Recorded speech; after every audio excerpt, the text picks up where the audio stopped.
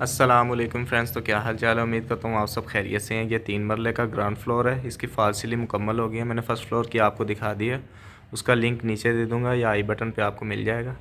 ये गैराज का डिज़ाइन है।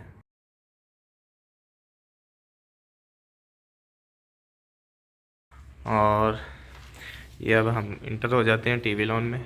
ये सीढ़ियाँ, ठीक है। ये एक्स्ट्रा एरिया थोड़ा सा बचता है जिसमें हमने ख़ुद से क्रिएट ये डिज़ाइन किया है। और ये टीवी लॉन्च है। TV launch attach drawing room, इसका डिज़ाइन ये है।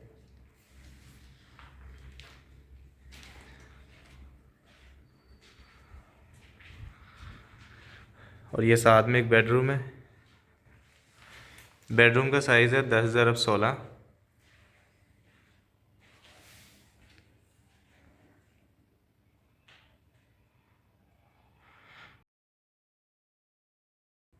और उम्मीद करूँगा ये डिज़ाइन आपको पसंद आएंगे।